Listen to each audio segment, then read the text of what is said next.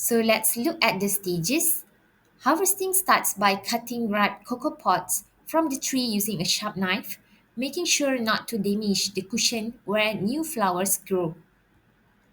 The pods are then opened by hitting them on a hard surface or using a wooden bar. Finally, the beans are scooped out by hand ready for fermentation. Here, each pod contains about 25 to 40 cocoa beans lined up in rows and covered with a sticky pulp. After harvesting, the pods can be stored for up to 2 to 3 days without spoiling. Once the beans are taken out, their quality starts to drop quickly. To bring out and keep the chocolate flavor, the beans must be properly fermented, dried, and stored. Fermentation and curing must begin within 24 to 48 hours after the pods are opened. The process takes about 5 to 7 days, depend on the cocoa varieties. Interestingly, the beans themselves don't ferment. It's actually the pulp around them that ferment. At the same time, a curing process happens inside the beans. This is important for the development of the chocolate flavor, aroma, and color. So, what actually drives cocoa fermentation? It's microorganisms. They feed on the sugary pulp. Yes, it contains about 10 to 15% sugar, which makes it a perfect place for them to grow. As they break down the pulp, two important things will happen. First, the beans die, which is actually necessary. And the second is conditions are created for flavor precursors, which are the early building blocks of that rich chocolate taste to start forming. Without these microbes, we wouldn't get real chocolate flavor. There are three different fermentation methods, namely heat method, box tray method, and the basket method.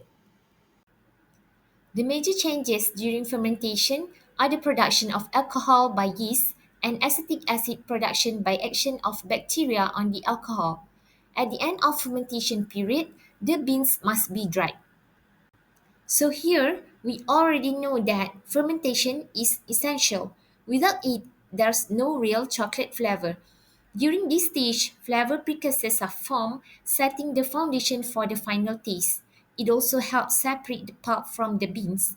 If fermentation is skipped or done poorly, chocolate flavor can develop later, and any defects are permanent.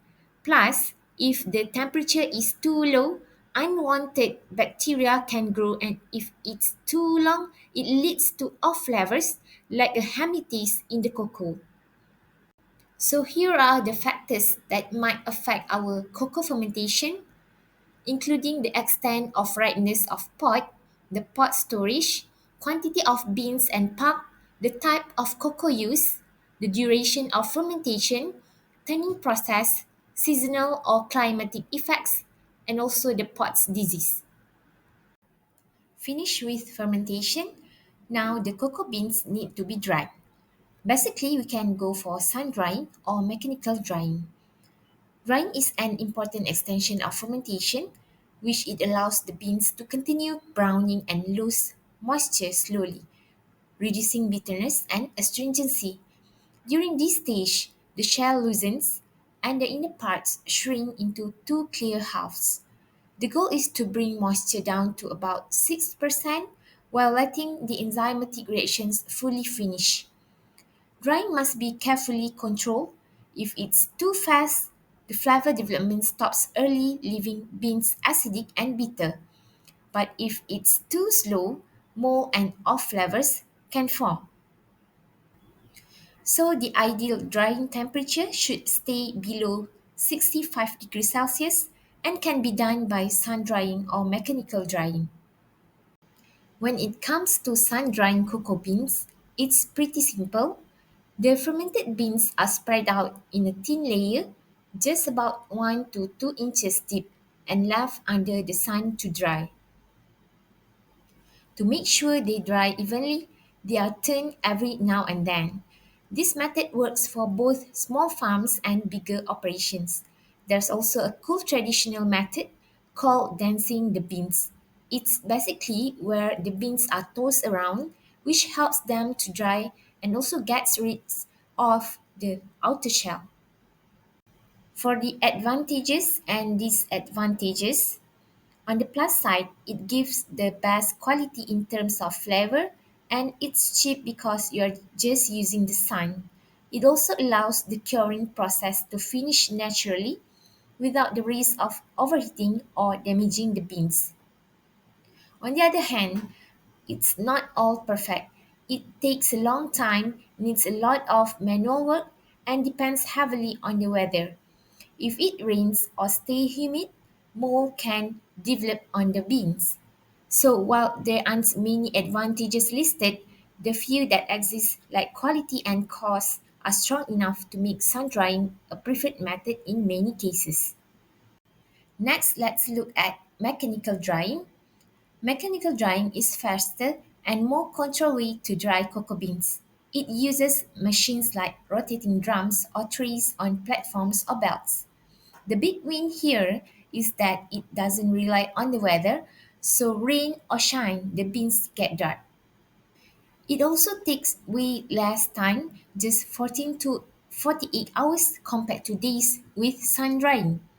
Plus, there's less chance of mold and it's more hygienic since the beans aren't exposed to dirt or debris. But there are some trade-offs because the drying happens quickly. It can also stop some important natural process like enzymatic reactions from finishing. These might leave the beans more bitter or more acidic. Also, the beans can become fragile, which makes them hard to roast evenly. And let's not forget, it costs more, and if the equipment uses smoke or isn't clean, there's a risk of smoke contamination. While both drying methods have their own advantages and disadvantages, sun drying is considered the best method for producing high quality cocoa. It helps reduce strong sour flavors because volatile acids like acetic acid evaporate slowly through the husk. Even non-volatile acids like lactic acid get partly carried out with water, making the beans less acidic overall.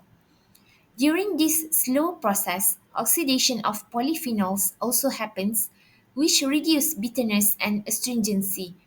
Plus, important flavor-forming reactions occur, giving the beans their rich chocolatey taste. Once fermentation and drying are complete, we check the bean quality using the cut test. We slice the bean down the middle to see its color. Fully fermented beans are dark brown, partially fermented ones look slate gray, and unfermented beans still show their original color. To check if the beans are dry enough, there's a simple method. Just press them in your palm. If they give a crisp cracking sound, they are good to go. So overall, sun drying gives better flavor but takes more time and labor, while mechanical drying is faster and more reliable in bad weather, but it might affect the final taste. According to the FAO, good quality cocoa beans should be clean, dry, plump, well fermented, and uniform in size for even roasting. When roasted, they should have a strong, consistent chocolate aroma that reflects their origin. Common rejects include moldy, slaty, or poorly fermented, and purple, underfermented beans as they affect flavor and safety. For storage of cocoa beans, one key factor for proper storage is controlling the humidity. Beans moisture above 8% can develop mold, so the storage area should have a relative humidity of no more than 80% to keep the beans dry and safe. If the storage condition ideal for pests, this can make them survive for months and damage the beans.